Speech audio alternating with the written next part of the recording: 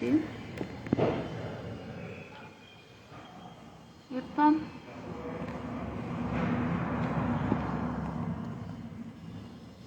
Como que eu viro a câmera? Aqui. Olá!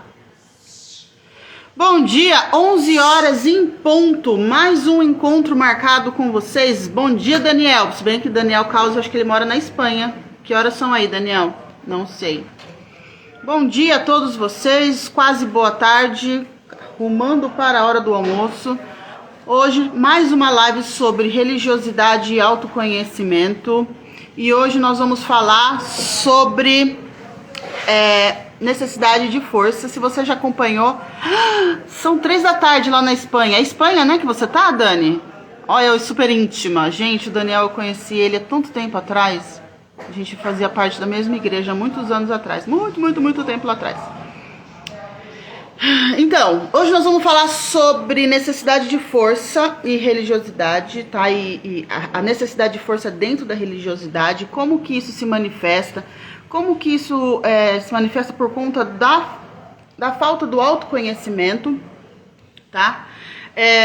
Lembrando que eu tô numa série, esse ano falarei muito sobre esse assunto, sobre o autoconhecimento e a religiosidade, porque a religiosidade são regras que muitas vezes as pessoas criam e inclusive botam a culpa em Deus, ou na Bíblia, ou na igreja. Eu faço isso para ser amado, ou para ser aceito por Deus, ou eu faço isso para que Deus me abençoe.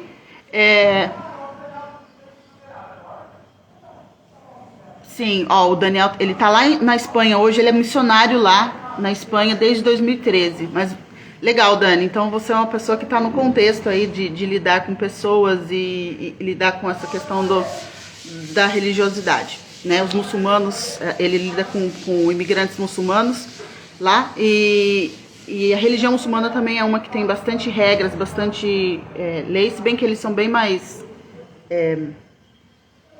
rígidos, talvez, do que os cristãos, do que os evangélicos. Mas vamos lá. Então, voltando para o assunto, dentro da religiosidade, nós temos uma figura que se forma, que é a figura do herói. Ou seja, aquela pessoa que ela carrega o mundo nas costas. E o cristianismo e a religiosidade, ela traz esse escopo. Por quê? Porque, poxa vida, antes eu era um bêbado, vivia drogado, né? Hoje estou curado, naquela musiquinha lá. Então, peraí, antes eu era drogado, eu era perdido, eu era pecador, mas agora eu encontrei Jesus e eu preciso ser uma pessoa diferente, eu preciso ser uma pessoa melhor. E qual é a arma que eu encontro? Eu encontro para colocar todo esse amor para fora, sendo um super-herói, tá? Carregando o mundo nas costas. Então, geralmente, essa pessoa, ela traz dentro dela o quê? A desculpa de estar vivendo e exalando o amor de Deus. Ela quer mostrar serviço, principalmente dentro da igreja instituição. Por quê? Porque a igreja instituição, 4 paredes, placa, denominação, ela realmente precisa de gente para trabalhar, né? E ela também traz a questão da humanidade. Gente, se eu não for humano, depois que eu fui resgatado por Cristo, eu preciso mostrar a minha humanidade. Eu preciso acolher essas pessoas e ficar com essas pessoas. Beleza. Aonde é que nós encontramos um problema nisso? Quando isso se torna um problema? Isso se torna um problema quando eu me afundo tão forte nessa minha necessidade de ser o super-herói, de carregar pessoas nas costas e de ser tão santo e prestativo a ponto disso atrapalhar a minha vida e o pior de tudo, eu deixar em descoberto a minha família. Essa questão da necessidade de carregar, a necessidade de ser forte, de carregar outras pessoas nas costas e de parecer um super-herói, ela é muito visível e é muito presente na vida dos pastores, especialmente na vida dos pastores. Por quê? Uma vez que eu sou pastor, eu sou responsável por uma igreja, eu sou responsável por um povo, eu sou responsável pelo desenvolvimento espiritual dessas pessoas. E às vezes a pessoa mergulha tanto nisso que a família fica em descoberto. Se você é do ramo aí, dos crentes, você vai concordar comigo. Os maiores problemas, o pessoal mais problemático, geralmente são os filhos dos pastores. E os filhos dos pastores são muito alvejados. Por quê? Porque o pastor tá lá na frente, ele tá pregando a palavra, ele tá pregando amor, ele tá pregando perdão, ele tá pregando um monte de serviço, ele tá pregando um monte de coisa que aparentemente é bom. E quem é que as pessoas alvejam para constatar que o que o pastor está falando é verdade? Os filhos. Só que os filhos são os que mais sofrem. Por quê? Porque já que o meu pai, ele precisa cuidar dessa eclésia, desse povo todo, ele acaba negligenciando o papel do pai, de estar com a família o tempo necessário. Se você me acompanha um pouco nas redes, você já vai entender que eu trabalho com a sistêmica, e a base da sistêmica é a família. Tudo nasce na família. Todos os problemas e questionamentos e traumas, eles nascem em primeiro lugar na família. Os principais agentes de trauma numa criança é o pai e a mãe. Em segundo lugar, vem quem? Líderes eclesiásticos, professores, chefes de empresa, patrão, esse tipo de gente. Qualquer pessoa que tenha um cargo acima da gente, ele tem esse potencial de trauma. Só que se eu estou dentro de uma família onde a minha mãe não está presente para mim e o meu pai não está presente para mim, eu acabo abrindo portas para que eu seja cuidada pela minha mãe, vista pela minha mãe, que eu seja visto pelo meu pai, tá? Então, todo trauma, ele tem uma base infantil. Eu vou repetir isso, vou furar o tímpano de vocês. Todo trauma tem uma base infantil. E quando eu tenho um cargo de liderança, ou eu sou responsável por um povo que é muito maior do que a minha família, eu acabo criando essa casca de super-herói. Então, é aquele cara que o filho tá com febre, ele leva no médico, leva no hospital, tudo. Mas às vezes ele deixa de estar com os filhos para estar num evento que é necessário na igreja, tá? Então eu tô o tempo todo cuidando da vida alheia. Então isso acontece muito com pastores, tá?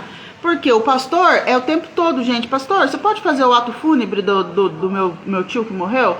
Pastor, minha filha tá doente no hospital, você pode ir lá orar? Pastor, você pode isso? Pastor, eu apanhei do meu marido, você pode vir aqui me dar um auxílio, me levar para algum lugar, para casa da minha mãe? Pastor, é assim o tempo todo. Então, ele acaba entrando numa bola de neve onde, por conta do meu cargo, por conta da minha posição, eu sou obrigado a salvar essas pessoas. Por um lado, parece bonito, só que por outro, ele está deixando em descoberto. Às vezes é aquele pastor que ele não compareceu no aniversário da filha, porque ele tinha que estar numa convenção. Ele não compareceu num almoço do Dia das Mães, porque ele tinha que estar num evento, num congresso, não sei aonde. Compreende o problema aqui do ganho de força? E essas pessoas fazem isso por quê?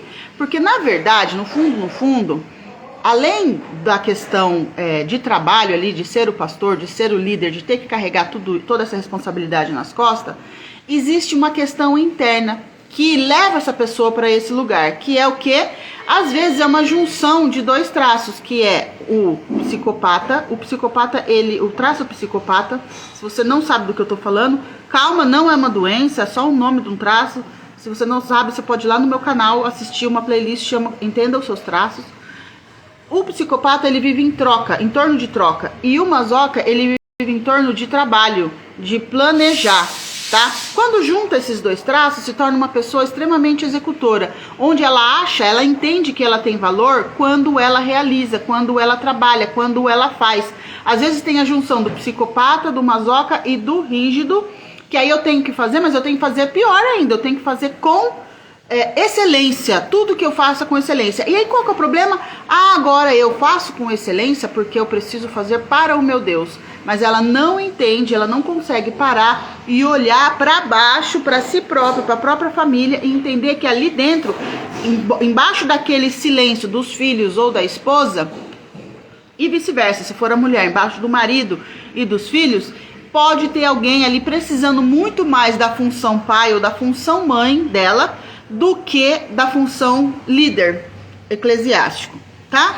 Então, essas pessoas, elas, no fim das contas, elas acabam vivendo uma vida para não cuidarem de si.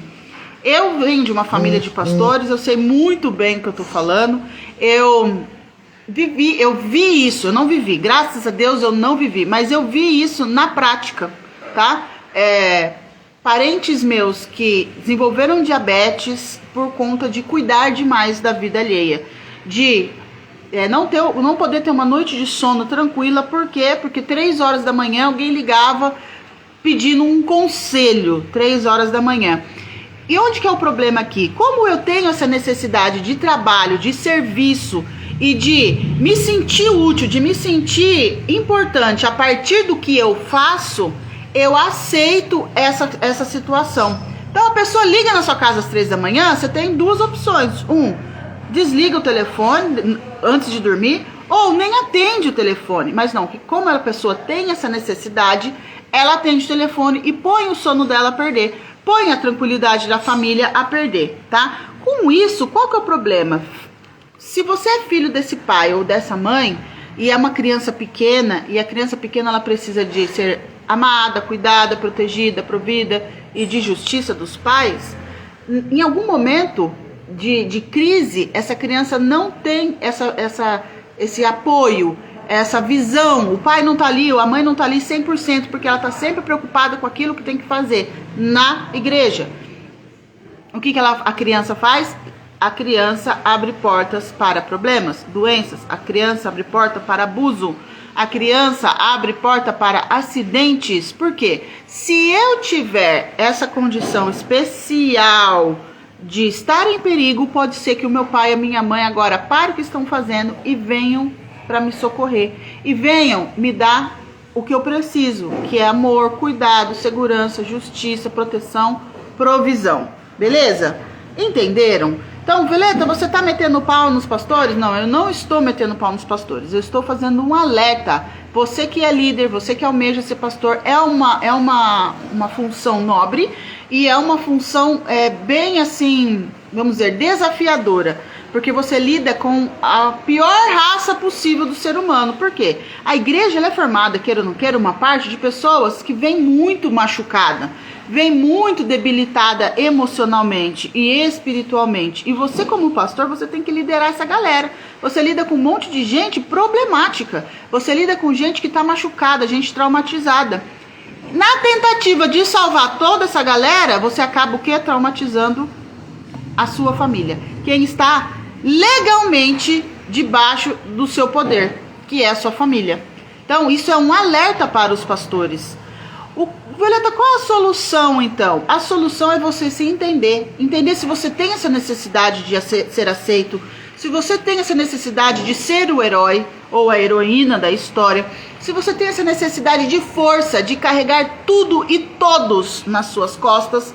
Dependendo do caso, tem líderes que eles têm tanto essa necessidade de carregar as pessoas que ele nem consegue delegar funções para outras pessoas, porque a igreja, gente, ela funciona para isso mesmo, para um cuidar dos outros. Só que eu, sendo líder, eu sendo pastor, eu consigo cuidar, eu imagino, no máximo de umas 10 pessoas, no máximo, estourando, para eu garantir saúde para minha família, para mim mesmo, saúde emocional interna e saúde emocional para as pessoas que eu vou atender. Eu imagino que umas 10 pessoas estourando. Agora imagina um pastor que tem que cuidar de 50, de 80, de 100, de 110 pessoas. Não vai dar certo. Essa conta não vai fechar. E por que a pessoa tem esse comportamento de carregar tudo e todo mundo nas costas? Eu tenho necessidades internas e infantis. Necessidade de força. Porque eu só me sinto valorizado quando eu realizo. E olha que loucura. eu deterioro aquilo que é mais importante, que é filhos e família, a troco de receber uma migalha de reconhecimento. Qual que é a migalha de reconhecimento? Nossa, pastor, mas você é tão dedicado. Nossa, pastor, mas você é tão bonzinho. Pastor, o mundo precisa de homens como você, que se anulam em benefício da comunidade, em benefício das outras pessoas. Ah, é? Então, depois o filho desse pastor vai ter que passar por um terapeuta, vai ter que passar por um processo. Tanto é que existe uma estatística interna nas igrejas que filhos de pastores, eles têm muito mais propensão a abuso sexual, a serem drogados, a serem desgringolados, suicídio, depressão. E aí é pior ainda, por quê? Porque a igreja, ela espera que as pessoas que estão ali na frente, que elas sejam mais do que exemplo, elas sejam praticamente o super-homem, a Mulher Maravilha. Então a pessoa que está lá em cima, o líder, ele não pode ter dor de barriga, ele não pode errar, ele não pode tropeçar, ele não pode xingar, ele não tem sentimentos, ele não pode ter um desarranjo emocional, ele não pode perder a linha, ele não pode perder a estribeira. Então essas pessoas, elas ficam sob uma pressão muito grande. Quando eu mudei para Santa Catarina há 4 anos atrás, eu fiquei horrorizada com o número de pastores que estavam se suicidando naquela ocasião. Nem era pandemia. Se eu não me engano, na época que eu cheguei lá, no intervalo de 6 meses, foram 3 ou 4 casos que eu tomei conhecimento. Claro, eu não conhecia esses pastores, nem sei de que denominação eles eram, mas pastores se suicidando. E se você é crente, se você é evangélico, qualquer coisa assim, você sabe que dentro da cultura cristã, o suicídio ele não é visto com bons olhos. Por quê? Porque disse, né, que só Deus tem o poder de tirar a vida de uma pessoa. E ninguém pode tirar a vida de outra, nem você mesmo tirar a sua vida, né? Existe aí um lance de que a pessoa talvez coloque a salvação dela em xeque, ela talvez perca a salvação. E aí eu pergunto pra você já parou pra pensar o que leva uma pessoa que tem esse conhecimento, que tem essa cultura, que cresceu com esse ensinamento, o que leva ela a buscar o suicídio? Por quê? Porque na cabeça dos cristãos, a salvação ela é mais importante às vezes do que a vida atual. Então, peraí, eu coloco a minha vida eterna em risco em segundo plano, a troco de acabar com o meu sofrimento agora.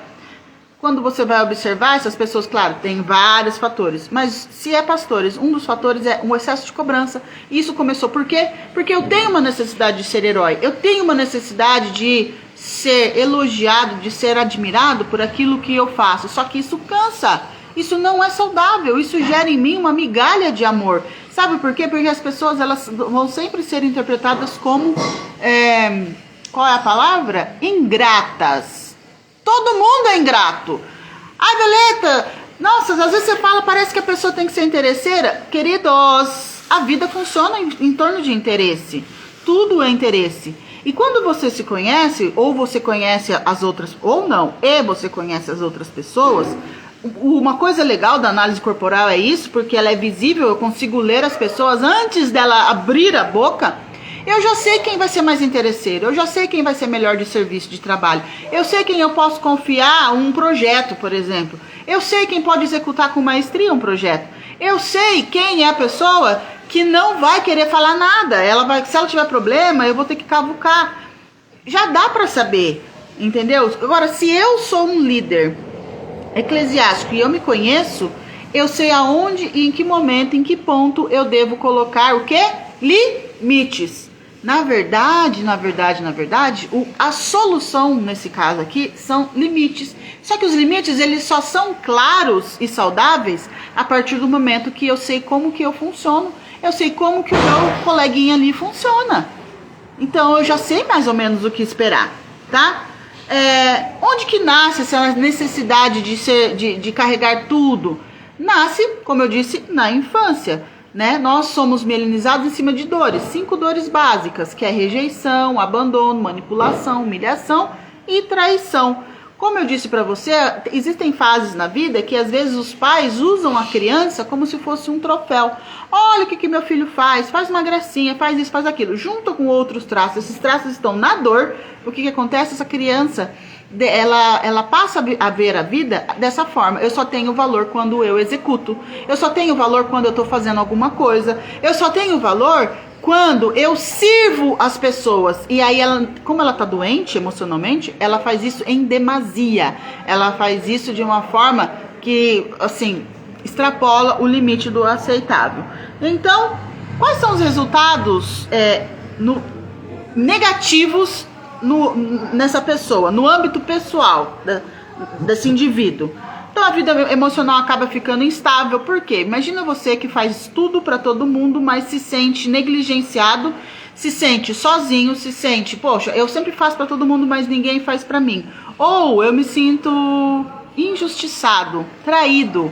Eu me sinto, qual que é a palavra que eu usei agora há pouco, gente? Fugiu? Eu sinto que as pessoas são ingratas. Essa foca aqui nessa palavra, ingratidão. Então a pessoa fica amargando a ingratidão do povo. É a frase que pastores gostam de usar. O povo foi ingrato. Eles chegaram aqui, eu removi os carrapichos, né? Porque eles fazem um paralelo com ovelhas, né? Pastor e ovelha. Então eu tirei carrapicho, eu tosei o pelo, eu lavei, eu limpei. E agora essa pessoa é ingrata. Então, se você conhecesse pessoa, se você se conhecesse, isso não te afetaria, tá? Ou teria um impacto muito menor sobre você. E uma pessoa que está infeliz e que está se sentindo injustiçada e ingrata, aonde ela vai refletir isso? Na parte que aparentemente é mais fraca. Não é que a parte é mais fraca. Ele despeja isso dentro de casa, com os filhos e com a esposa. Por quê? Porque ele tem certeza absoluta que os filhos não vão deixar de ser filhos por causa da negligência dele. Ou a mulher, ela não vai sair andando por conta da negligência dela. Até porque a igreja tem aí um negócio, né, de não pode separar. Eu também acho, divórcio, todas as partes perdem. O homem perde, a mulher perde, o filho perde. Mas até agora há pouco eu estava assistindo alguns documentários sobre violência. E, gente, não é assim que funciona não, tá? O problema é emocional, a gente trata. Mas se o problema for violência, você tem que sair andando. Mulher ou homem, porque pouco se fala de violência doméstica masculina, tá? Inclusive, né, mais dia menos dia eu vou achar alguém para fazer uma live comigo pra gente discutir esse assunto. Mas é claro que as mulheres são o alvo maior, por quê? Porque elas têm aquela aura de ser a parte mais frágil do relacionamento. E é sim, de uma forma ou de outra, porque ela tem filhos e quando a mulher ela tem filho, as prioridades mudam, é muito a criança, e não vamos fugir do assunto. Tá, voltando aqui. Outro resultado negativo que surge nessa pessoa é o que? A pessoa se torna controladora. Porque já que eu preciso carregar tudo e todos nas minhas costas, o máximo que eu carregar, eu consigo controlar também. E aí eu me torno uma pessoa controladora. Gente, isso no âmbito físico da pessoa, isso causa sérios problemas. Pessoas que têm fibromialgia, dores nas costas, trava a coluna. Pode saber, pessoas controladoras. Você conhece alguém assim? Então, sensação da ingratidão alheia. Então tá sempre, a pessoa, depois ela entra num looping onde ela ajuda uma pessoa, mas ela já ajuda assim, desgostosa. Ela não faz aquilo de bom grado, porque ela já sabe que o resultado daquilo vai ser ingratidão. E como a pessoa tem a necessidade de ser forte, adivinha quem ela vai atrair? Pessoas que vão usar a pessoa que precisa ser forte, o super-herói, e depois vai sair andando, que vai ser ingrato. É um ciclo. Uma coisa puxa a outra. Uma coisa puxa a outra. Porque como eu tenho necessidade de ser forte e de olhar para as pessoas e dizer, tá vendo? Fiz isso, fiz e fui mal recompensado. Adivinha quem você vai atrair? Pessoas que não vão entender, que não vão valorizar o que você faz por elas. Tá? E na família, quais são os resultados negativos da família? Uma visão errônea de que a família de origem ela é uma ameaça. Quando isso acontece? Acontece nos filhos. Eu conheço algumas pessoas que são filhos de pastores, foram filhos de pastores na infância, e depois de um tempo, quando ele entra na adolescência, isso acontece muito nas denominações que são extremamente rígidas, tá? Quem não conhece o termo, são as igrejas de doutrina. a molecada vai para a igreja porque o pai ordena. Quando chega na adolescência, eles desbundam ou eles desviam. Por quê? Porque aí essa pessoa, ela foi tão negligenciada pelo pastor e pelo pastor, porque o meu pai cuidava de todo mundo, menos de mim. Então agora, de repente, talvez esse Deus que ele prega aí, esse Deus nem existe. Esse Deus é tão mau quanto o meu pai. Então eu começo a olhar para minha família de origem, ou seja, essa formação pai, mãe e filhos, ela é danosa. Eu não quero isso para mim. Então ela desbunda, cai na vida e quebra princípios e assim vai, tá? Essa pessoa acaba se afastando da família, tá? Aqui, como que funciona esse afastamento da família? Vamos supor, a pessoa ela já tem essa necessidade de ser forte, essa necessidade de carregar outras pessoas nas costas. Por quê? Porque quando ela carrega as pessoas nas costas, as pessoas chegam e falam assim, o mundo precisava de pessoas como você. Olha, quem dera a população fosse toda igual a você, nós não teríamos problemas no mundo. Tá vendo que é justamente a necessidade daquela pessoa tá sendo suprida do quê? De ser vista. É uma necessidade infantil, ó. De ser vista, de ser amada, de ser justiçada, de ser elogiada, de ser afirmada. E aí, com esse elogio, o que essa pessoa faz? Antes ela tinha um convívio com a família, ela tinha um convívio com os amigos, mas agora eu me converti. Então eu abandono tudo que eu fui lá no passado e procuro essa migalha de amor aonde? Na igreja. Porque a minha família me conhece. E minha família não me dá elogio. Minha família não me valoriza. Mas agora eu tenho um cargo na igreja e as pessoas lá na igreja, elas me valorizam. Elas elogiam o que eu faço. Elas gostam do meu trabalho. Elas gostam do meu serviço. Isso é ruim? Não, não é ruim. É ruim quando você faz isso de forma doentia. E aí, eu acabo anulando a família de origem. Eu não quero mais contato com a minha família. Eu largo tudo e todos para estar no contexto religioso. Para quê? Para ter essa migalha de afirmação. Isso é um problema. E aí a pessoa olha depois para a família dela, de origem, e fala assim, aquele povo é tudo pervertido. Eles fumam, eles bebem, eles prostituem. Eu sou santo. Isso aqui, olha, aqui dentro, tá? Eu sou santo. E aí o que eu quero fazer? Eu falo assim, não, então vamos fazer o seguinte, eu vou me unir com pessoas que são santas, ou pessoas que estão falando a mesma língua que eu, e essa pessoa afunda, mergulha, mora dentro da igreja. Aí ela fala assim, ai, minha família não se converte, minha família não adianta tanto que eu falo de Jesus para elas não se entendem. Claro que não entende, querida. Antes você era uma pessoa legal, bacana, se divertia com eles, mas agora o que você faz? Você hostiliza a família. Por quê? Porque você primeiro, se acha mais santo, e segundo, você está afundada no serviço dentro da igreja e negligencia a sua família. Como que você vai falar de Cristo se você está longe da sua família? Mas por quê isso? Eu preciso ser forte, eu preciso ser o super-herói. Minha família não me vê como super-herói, a igreja me vê. Então é pra lá que eu vou. Problema, tá? Já vi casos de pessoas que se convertem ou que são da igreja desde sempre e elas não conseguem levar nem o marido nem os filhos para a igreja, ou vice-versa, o caso do homem. Ele não consegue levar nem a esposa, não consegue colocar a esposa nem os filhos alinhar na mesma fé. Por quê? Porque provavelmente essa pessoa tem um comportamento onde a igreja e o trabalho na igreja é muito mais importante do que a minha esposa ou do que os meus filhos. Isso gera uma revolta dentro da esposa e dos filhos, e elas dizem, bom, se for para ser crente igual você, eu não quero. Então, e por que a pessoa faz isso? Ela tem necessidades infantis de ser afirmada. Entenderam como funciona? Vamos lá.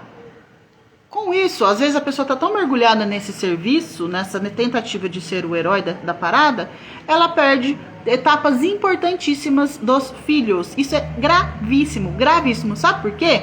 Alguém fez isso com você. Se você é essa pessoa que está mergulhada no trabalho, dentro da igreja, e achando que aquilo ali vai te redimir, trabalho na igreja, serviço, nem mesmo caridade que você faz te leva para o céu. Quem leva para o céu é Cristo, é através da graça, é através de aceitar o sacrifício de Cristo. E muitas vezes a pessoa fala, não, eu aceito a graça, eu sou salvo pela graça de Jesus Cristo, mas as atitudes dela não condizem. Por quê? Porque ela está fundada no serviço internamente achando que aquilo ali vai levar ela para o céu. é meio que inconsciente. Por quê? Porque ela já foi acostumada desde criança que ela só tem valor se ela faz, se ela tá trabalhando, se ela tá apresentando resultado. Doente emocional. Entenderam? Vamos ver se falta mais alguma coisa aqui.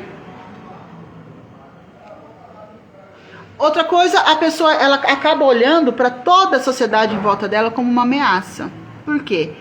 A família, ela vai me obrigar, ou ela exige a minha atenção a ponto de que eu saia do contexto de trabalho religioso que eu tenho. Então, se a família é um problema, eu fico longe da família. Tá? Quando eu falo família aqui, tanto família atual, o que é família atual? Esposa e filhos. O que é família de origem? Eu também fico longe da família de origem. Pai, mãe, tios, irmãos, primos, tá? Então eu acabo deteriorando o relacionamento com os meus pais, com os meus irmãos, com os meus sobrinhos, a troco de parecer bonitinho e aceitável para Deus, tá? Beleza, então existe um equilíbrio aí? Dá para fazer um equilíbrio? Dá para fazer um equilíbrio. Como? Se você se conhecer, você começa a colocar limites e metas. Eu nasci na igreja, fui líder de igreja desde os 14 anos até os 24. Com 26 anos eu engravidei da minha filha, né? E eu tinha na minha cabeça que mais dia menos dia eu teria que parar com aquela rotina louca, porque eu era líder. E é legal. Se você gosta do lance ali, é muito legal. Porque você faz eventos, você tá com pessoas, você dá risada, você se diverte, trabalha, mas se diverte. E é muito bacana também você levar a palavra de Deus, você ver a transformação às vezes na vida das pessoas. Só que eu tinha claro na minha mente que a partir do momento que eu fosse mãe, minha prioridade seria minha filha. Ou meu filho, né, se fosse menino. E eu abandonei ali a questão de liderança. Depois eu participei de alguns eventos, mas eram esporádicos. Eu estou dando o meu exemplo. E eu sentia muito isso. Porque, de um lado, eu fui essa pessoa um dia. Que de um lado eu sentia culpa por abandonar o trabalho na igreja. E do outro lado eu também sentia culpa que eu não podia abandonar a minha filha. E eu escolhi ficar com a minha filha. Tá? Violeta, você é poderosa, perfeita? Não sou. Inclusive essa série sobre religiosidade e autoconhecimento só nasceu porque eu passei por várias dessas etapas. Graças a Deus não passei por essa. Minha mãe é pastora, mas minha mãe, eu sempre digo isso, vou repetir. Eu não desgringolei na vida porque a minha mãe se tornou pastora quando eu tinha 18 anos de idade. Pastora mesmo, de assumir igreja. Com 18 anos de idade eu já era mulher, já sabia que eu queria da vida, eu estava fazendo faculdade, né? Tava já em outra vibe, eu estava formada, eu já estava formada. E quando isso aqui apresenta problemas? Quando você é pastor, seus filhos são pequenos. Então, entenda que a prioridade da sua vida é os seus filhos, é a sua família atual, seu marido, sua esposa. Isso é mais importante. Inclusive, até um tempo atrás aí, o pastor Anderson Silva, ele foi massacrado.